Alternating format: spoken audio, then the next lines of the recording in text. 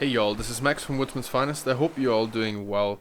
Today I'm going to show you a couple of ways how to decorate your DogLeg Slöjd.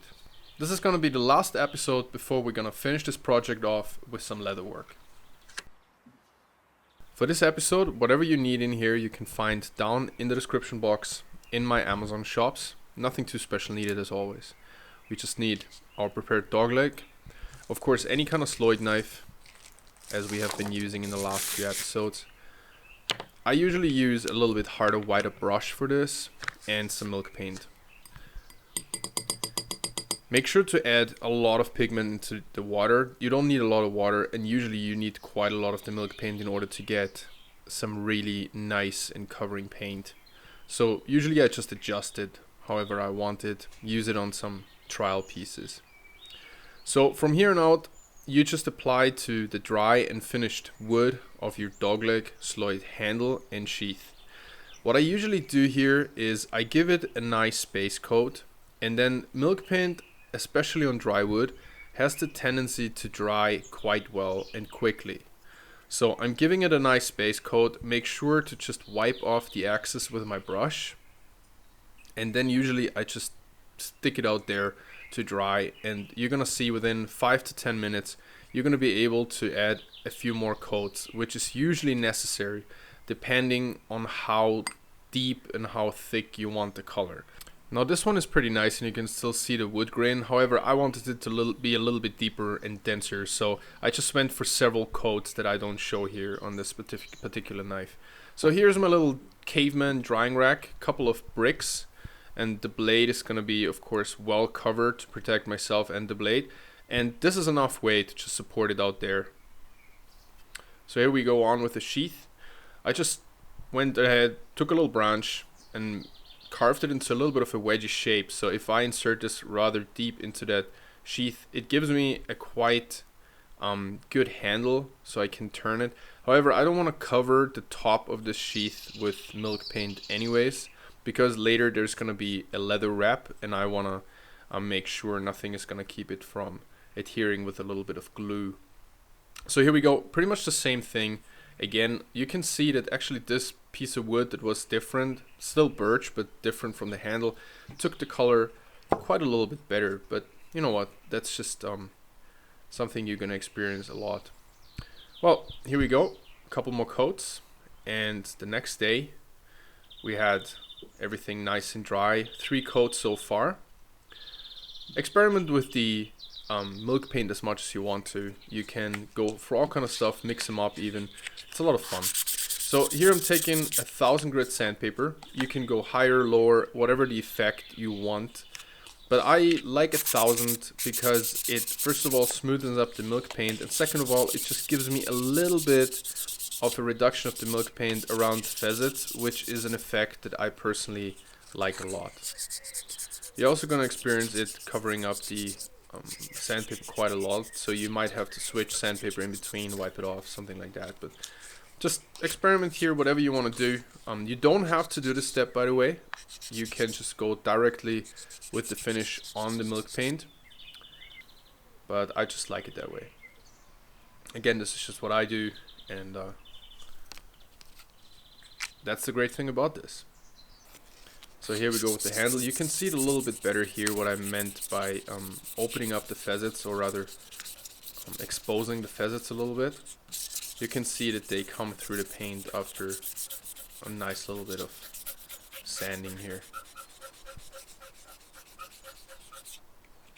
After this job, it's of course important to wipe the dust off. Otherwise, everything is gonna be just covered in fine blue milk paint dust. So usually I'm just getting a piece of kitchen towel. Of course, don't forget the little facets up there around the thumb scallops. And here we go, just a little bit of kitchen towel. Get rid of the very fine dust. This is especially important as well when it comes to spoons. So here we go, my personal Slöjd knife, my personal DogLeg. And what I'm doing here is just scribing a center line following this facet where I want to start with a little bit of chip carving. So today I'm gonna give you a short chip carving demonstration I'm not going through the entire hour it took me to chip carve all of this, but I'm just giving you some basics, because chip carving itself requires quite a lot of practice, but it's not very complicated actually. So here I'm just marking a line where I want the leather connection later to be, so I know where I want my chip carving to actually start in the sheath. A word about the sheath, while I'm scribing a couple lines up here around the ferrule, so to say, of my handle. The sheath is already hollow, so when it comes to chip carving the sheath, be careful not to put too much pressure and go too deep, otherwise you might just hit all the way through. Okay, so I'm using my DogLeg Slöjd knife as a pencil. And this is okay if you got calluses and dragon skin on your fingers, otherwise you might actually want to wrap up the blade with a little bit of masking tape all the way to the tip. I'm fine with a little bit of cutting here and there, but you might not be at the point where your fingers are basically a single callus anyways. So what I'm doing is, as you can tell, I am going around making little triangles, and you can mark these perfectly out. You can draw them all the way around. I don't do this anymore, but in the beginning I definitely did, just in order to make sure everything is gonna even and line up. But I'm putting my knife down. I went around the top, sorry, there's a little bit of a skip here, but I'm already starting out with the dragon scale, what I call the dragon scale pattern.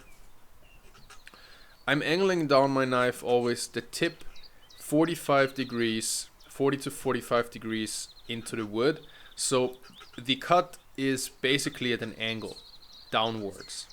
And this is very important because we want this triangle to be actually a little pyramid with a deepest point, so to say. So I went one direction, and now I'm lining these guys up in a triangle, but basically the opposite direction. You're gonna see what I mean. You see here how they are actually touching at the tip, but these tips are not the deepest points, so these tips are actually belonging to two different pyramids. It's just the easiest to line them up that way. That's why I start that way. So here you see going backwards already on one side, matching the deepest point or the deepest cut of this little pyramid. It's a little bit hard to describe in words, but just follow what I'm doing here. Do it on a sample piece until you're really confident. And here, this is basically the most important part of the entire chip carving, which is removing the chip. Having an understanding and a feeling for how deep you went on your two first cuts with the tip down is going to allow you to find the right angle, which is usually around 30 degrees or so, to just cut this little chip out, this little pyramid. And this cut itself also has a straight line, so in the end you're going to have little triangle pieces that are three-dimensional though.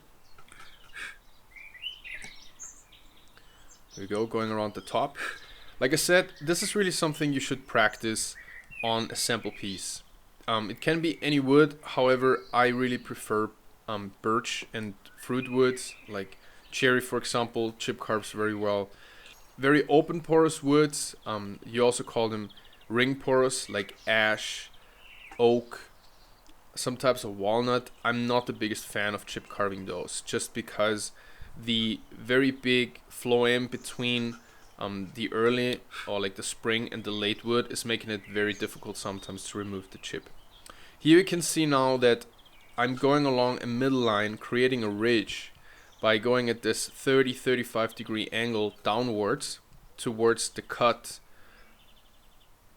the two cuts that I've done in the beginning, meeting at the steepest point. Again, putting this into words is a little bit tricky.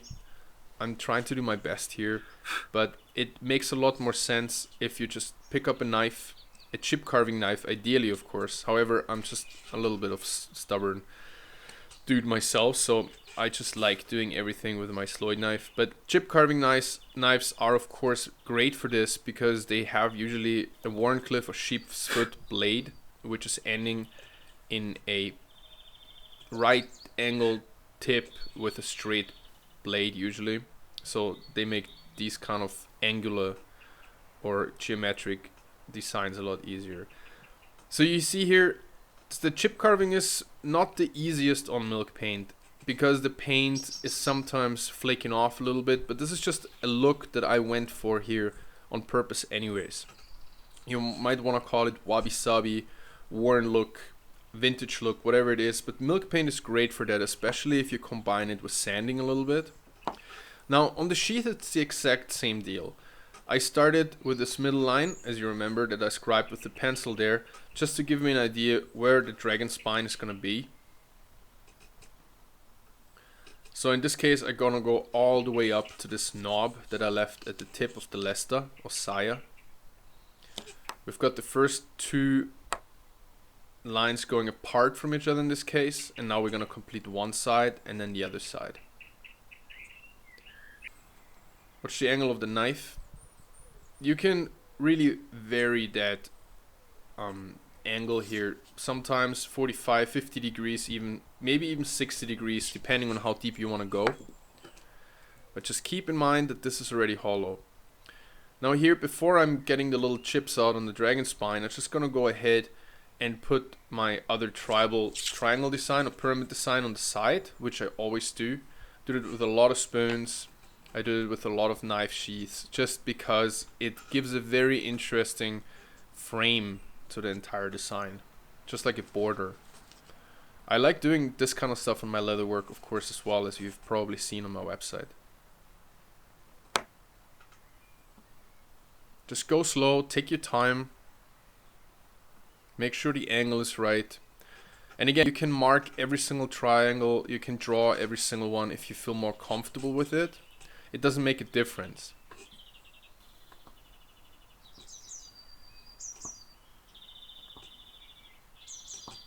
Of course, you can also vary the size of your triangles. So very often I'm starting with a little bit bigger ones towards the top where the entire sheath is wider, and then the further I get to my tip down there, the smaller the triangles get. So that also has a pretty nice effect. You can see the triangles down there are definitely a little bit smaller. And you can also see how the Milkpaint sometimes wants to cling on to a little chip. Now here it's very important that whenever the chip doesn't come out, don't just pry it away or wipe too much. A little bit of wiping here is fine because I know the chip is removed. But if I have the feeling that the chip is not entirely removed, I don't just keep wiping over it or pry with my knife, because very often it happens that you have a little bit of a tear in the wood. And in this case it would take a lot of Milkpaint with it, which is not going to look exactly nicely, and it's a little bit of a pain in the butt to repair.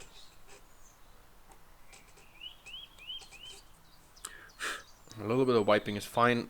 It's also good to just like blow over your workpiece a little bit, because you're going to see what is still attached and what just got stuck somewhere and is going to fly away. I like how this turned out on the sheath here, definitely. So at the end here I'm just taking a little eraser and getting rid of whatever pencil marks are still there. That's why it's important to use a rather hard pencil. And of course it's very important to sign your work. Gives a little bit of a sense of pride. I like doing it. So at this point I just want to remind you that you can get everything that you're seeing in this video here, all the equipment, all the blades, everything, down in the description box in one of my Amazon shops. I've set one up for most places in the world. It's just easier for me very often where I am to get stuff. It's quicker, and you can support the channel that way. So there you go. Looks pretty good so far, doesn't it? Now what's left for us to do is some oil finish on the handle. Now there's a million different things you can use. I personally like derivatives of linseed oil, tung oil, mixes of the both. Very often it's called Danish oil then in some way, shape or form. Wax mixed into it is also great. So what I'm using here is just one of those mystery leftover oil mixes, and I actually like how it turned out. So congratulations folks, actually you just finished the DogLeg Slöjd knife itself, because this is it. We're gonna keep working on the sheath, but your knife is done here. And I really like how this one actually turned out and has this I'm already 100 years old kind of feel and look to it. Definitely very warm in the hand, connects really well, and I really like picking these knives up and working with them. So here we go. Last one is going to be making the connection between the Lesta and the knife. Thank you so much for watching. I've been making sure that these videos are rather detailed, so sorry that they're a little bit long. If you want to support the channel, hit like and subscribe right now. Check out woodsmansfinest.com and patreon.com/woodsmansfinest. Thank you, folks.